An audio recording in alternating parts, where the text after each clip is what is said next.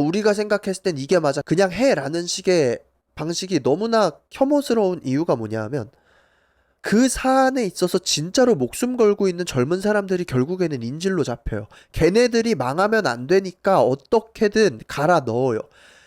그래서 잘 돼요.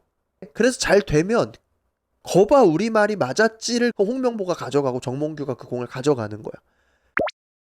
고양식당입니다. 하이. 어제 찍으면 너무 감정적인 영상이 될 것 같아서 생각을 좀 정리한 다음에 오늘 카메라를 켰습니다. 체코전은 사실 꾸역승이었고, 멕시코전은 좀 어이없는 장면 때문에 지기는 했지만, 그래도 멕시코 심지어 홈 상대로 점유율을 그 정도로 가져갔다라는 것에서 그래도 의미는 있나? 라는 생각도 들면서 그래도 한국 축구 답답한 건 여전하구나 라는 생각이 들었어요. 그러고서 이제 남아공, 사실 이기는 게 제일 좋았죠. 이겨야 됐고 무승부 나도 올라갈 수는 있었는데, 근데 처음부터 끝까지 말도 안 되는 축구였습니다. 저는 십몇 년 전 보는 것 같았어요. 뭘 하려고 하는지도 잘 모르겠고, 이거 공격을 하려고 하는 건지, 왜 볼을 계속 돌리는지, 우리 선수단 몸값이 지금 적은 몸값이 아닌데, 피파 랭킹 60일이 남아공한테 왜 우리가 이렇게 말려들면서 축구를 하는 건지, 손흥민은 왜 빠졌는지, 이해가 안 가는 상황. 얼탱이 없이 져버렸고, 축구를 원래 좋아하는 분들은 거의 눈물을 흘리면서 슬퍼할 정도의 장면이었고, 저 같은 경우는 솔직히 말하면 그렇게 축구의 팬은 아닙니다. 축구를 엄청나게 자주 보는 사람도 아니고, 월드컵 때 보고 A매치 가끔씩 보고, 사실 홍명보 선임된 이후에는 거의 잘 안 보기는 했지만 챔피언십 리그 결승이나 이런 것들, 큰 경기들 찾아서 보고 이런 사람이에요.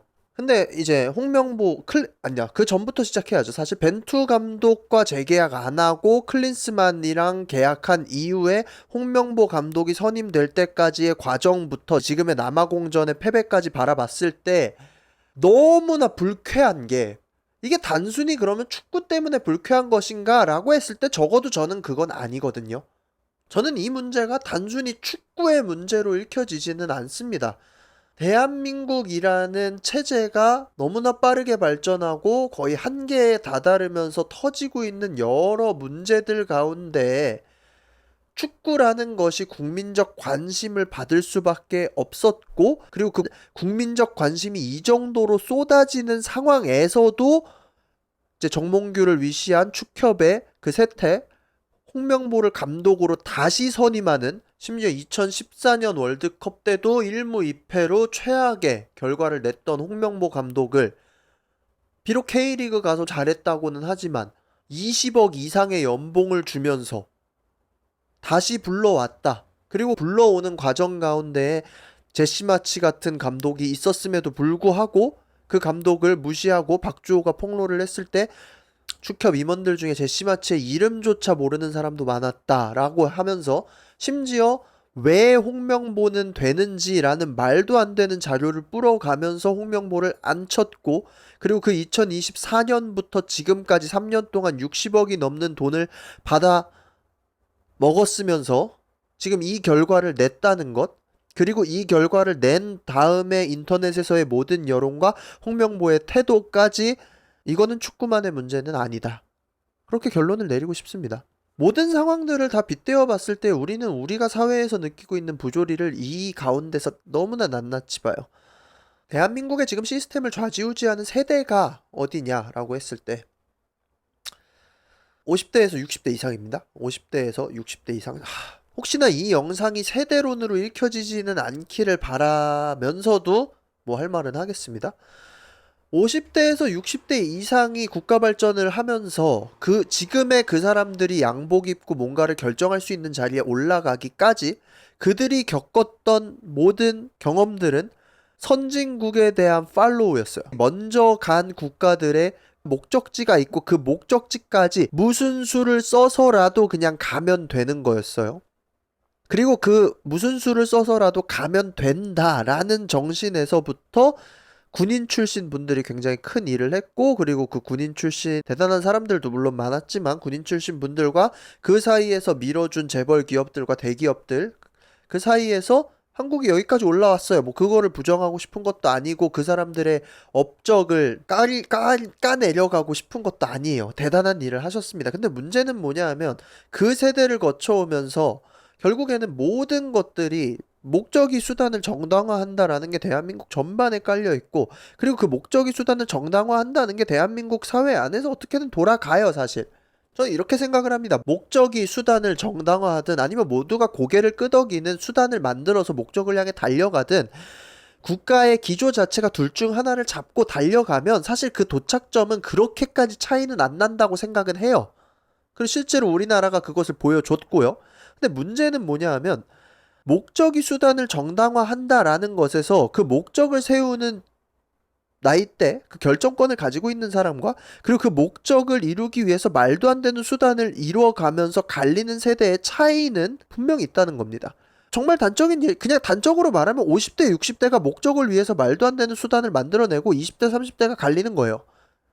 저는 우리나라를 이렇게 분석합니다. 제일 단순하게 봤을 때. 그럼 문제는 뭐냐면요. 발전 속도는 똑같을지 몰라도 이게 서서히 무너질 수밖에 없는 게 20대, 30대가요. 좌절할 수밖에 없고요. 무너질 수밖에 없어요. 청년 세대가 열심히 할 이유를 찾지 못합니다. 왜? 목적이 수단을 정당화시키면 그 사이 가운데 목적을 이뤄가는 데에 어떠한 업적을 세웠을 때 나한테 돌아오는 공이 없어요. 왜냐하면 그 목적을 설정한 사람이 모든 거를 다 가져가거든요. 그리고 두 번째는 뭐냐 하면 실패를 하면 원래 기득권이 아니고서는 그냥 나가 떨어질 수밖에 없어요. 지금 축구계에서 제일 아웃사이더 중에 성과를 내고 있으시는 분이 이정효 감독이라고 생각을 하는데, 이정효 감독이 인터뷰에서 그런 얘기 많이 했습니다. 자기 같은 경우는 스타 플레이어 출신이 아니기 때문에 패자부활전이 없다, 이런 식의 인터뷰를 하셨어요. 저는 그게 대한민국을 굉장히 잘 설명한다고 생각을 하는 게, 원래 기득권이 아니고서는 정말로 압도적인 실력을 계속해서 보여주지 않고서는 뚫어 나갈 수가 없어요. 그럼 이렇게 생각할 수도 있죠. 다른 나라도 마찬가지 아니냐. 다른 나라도 뭐 어느 정도는 비슷하죠. 사람 사는 데니까. 근데 문제는 뭐냐면 그 박탈감이 너무 심하다는 거예요. 홍명보 감독 같은 경우는 2014년에 패배 이후에 말도 안 되는 기회를 다시 얻었습니다. 그리고 그 기회를 얻어서 감독이 되었고요. 지금 실패를 했어요. 근데 홍명보 감독을 보면서 묘하게 계속 기시감이 드는 게, 물론 그 인간 성격일 수도 있긴 하겠지만, 묘하게 나는 잘못이 없다라는 그 태도가 계속해서 보여요. 말로는 뭐 내 탓이다 라는 식으로 하지만 지금 홍명보 감독의 세계관 안에서는 본인도 피해자예요. 2024년에 선임될 때 나는 나를 버렸다 이런 식으로 하면서 선임이 됐잖아요. 그럼 그러고서 지금 이 결과까지 나왔을 때 자신의 잘못에 대한 후회가 있겠느냐? 없어요. 아마도 역시 나는 피해자야 라는 생각이 가득할 거라고 생각을 합니다. 네, 과한 추측일 수도 있기는 하겠지만 제가 이렇게 강하게 말하는 이유는 뭐냐 하면요. 3년 동안 60억을 받은 감독이 이 결과를 어떻게 받아들이고 있느냐에 대해서 우리가 이야기할 자격이 없을까라는 생각이 드는 거예요. 봉사를 했습니까? 아니면 진짜로 이 홍명보가 20억이라는 연봉에 걸맞는 커리어를 가졌습니까? 전혀 아니라고 생각을 하거든요. 지금 체코전 이후로 되게 제가 아슬아슬했던 게 뭐냐 하면, 잘 되면 어떡하지라는 생각을 솔직히 했어요. 선수들 보면 잘 돼야 되는데 라는 생각을 했어요. 왜냐면 손흥민 너무 안타깝잖아요. 지금 마지막 월드컵에 월드컵 잘 준비해 보겠다고 미국 리그까지 넘어갔는데 EPL이나 유럽에 나 충분히 남아있을 수 있었는데, 손흥민 뿐만이 아니라 지금 역대 국가대표 라인업 중에 말도 안 되는 황금세대의 라인업인데 선수들만 보면 잘 되길 바래요. 근데 체코전 이기고서 솔직히 묘하게 불안했던 게, 이거 체코전 이기고 그래 멕시코전 지고 남아공전 이겨서 2승 1패로 32강 가고 32강도 어떻게 꾸역꾸역 이겨서 16강 가면 그럼 어떻게 되는 거지? 라는 생각이 솔직히 드는 거예요. 제가 그 기득권층의 이러한 말도 안 되는 방식과 우리가 생각했을 땐 이게 맞아 그냥 해 라는 식의 방식이 너무나 혐오스러운 이유가 뭐냐 하면, 그 사안에 있어서 진짜로 목숨 걸고 있는 젊은 사람들이 결국에는 인질로 잡혀요. 걔네들이 망하면 안 되니까 어떻게든 갈아 넣어요. 그래서 잘 돼요.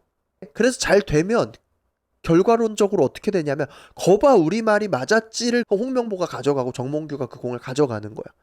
젊음을 인질 삼아서 본인들의 기득권층을 강화시키는 방식이 바로 이러한 방식이에요. 그리고 이거는 축구에서만 나타나고 있는 게 아니라 한국 사회 전반내에 나타납니다. 자, 그러면 이 투덜거림을 뒤로 하고 그걸 어떻게 나아지느냐라고 했을 때 솔직하게 말하면 저는 방법을 찾지 못했어요. 방법은 단 하나예요. 20년이 지나서 이 70년대부터 2000년대 직전까지가 자기의 커리어의 전부였던, 결과가 수단을 모든 것을 정당화하던 그 우리나라의 급속 발전 시기를 자신들의 전성기로 여겼던 노인들이 시간에 맞아서 쓰러지고 그 다음에 저는 시작을 할 거라고 생각을 합니다. 한국만큼 빠르게 발전한 나라가 없었고 그렇기 때문에 나타나는 뭐 어쩔 수 없는 결과라고 생각을 해요. 전 그래서 현재 20대 30대들의 패배의식에 대해 굉장히 아량이 넓습니다. 그렇다고 뭐 패배의식에 빠져 있는 걸 권장하는 것은 아니지만 이 지금 사회 상황에서 안 그런 게 미친 거예요. 위쪽에서는 우리의 성과를 통해서 자신들의 명예를 지키려고 하고 있고, 우리는 그러면 두 배로 프레셔가 들어가요. 우리가 망하면 망하는 거야. 근데 우리가 잘 돼도 내가 싫어하는 저 새끼들이 잘 되는 거야. 그럼 짜증이 나는 거죠. 결국에는 이 패배주의 쪽으로 갈 수밖에 없고 허무주의 쪽으로 갈 수밖에 없는 게, 내 몫은 어디로 가지라는 생각이 들 수밖에 없는 거야. 그럼 이거를 이겨낼 수 있는 방법은 결국엔 내가 가지고 있는 그 업종 속에서 정말 그 아웃라이어 정도의 실력을 가지고 어떻게든 한국에서 정말 그 위에 기득권층과 싸울 수 있는 실력을 가지고 다이다이 한번 깨는 건데, 됩니까? 되는 사람은 극소수죠. 사실 그게 안 되니까 다들 그냥 저냥 살아야지라는 생각을 하는 거예요. 그러니까 우리나라에서 꿈을 가질 수가 없는 거죠. 정몽규는 이게 망해도 잘 살 거고요. 홍명보도 사실 망해도 상관없어요. 60억 가지고 뭘 못 살겠습니까? 산으로 올라가서 저택 하나 지어놓고 왕처럼 살 수 있는 금액이에요. 물론 국가대표에 뽑힌 선수들도 이미 우리랑 비교했을 땐 이뤄낸 것이 굉장히 많지만, 인생의 커리어에 변곡점이 될 만한 사건은 누구예요? 국가대표 선수들이잖아요. 홍명보 막말로 그 돈 받고 이제 끝내도 돼요. 정몽규 애초에 지금 노욕이에요, 그냥. 그러니까 젊은 사람을 인질 삼아서 위쪽에서 목줄 잡고 뒤흔드는 그 모습이 너무나 꼴 같지 않은 겁니다. 축구의 문제가 아니라 한국 사회가 지금 이렇게 돌아가고 있다는 게 축구를 통해서 보여줬고, 지금 보면서 사람들이 괜히 화가 나는 이유는 그냥 축구 져서가 아니에요.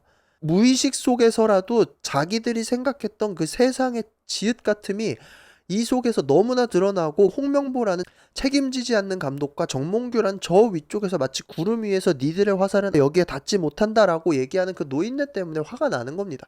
그게 현실의 모습이 투영되기 때문에. 이 문제에 대해서 제일 화살을 흐트러뜨리는 방법이 뭐냐 하면, 선수들이 잘 뛰지 못했다. 그래, 뭐 세 번째 경기 선수들 별로였어요. 움직임도 별로긴 했어요. 근데 현대축구의 그 감독 노름 속에서 전체적으로 움직임이 저하됐다면 그럼 그거를 단순히 선수들의 태업으로 봐야 돼요? 아니면 감독이 선수단을 휘어잡지 못하고 전술을 제대로 내어주지 못했다로 가야 돼요? 저는 상식적으로 생각했을 때 후자거든요.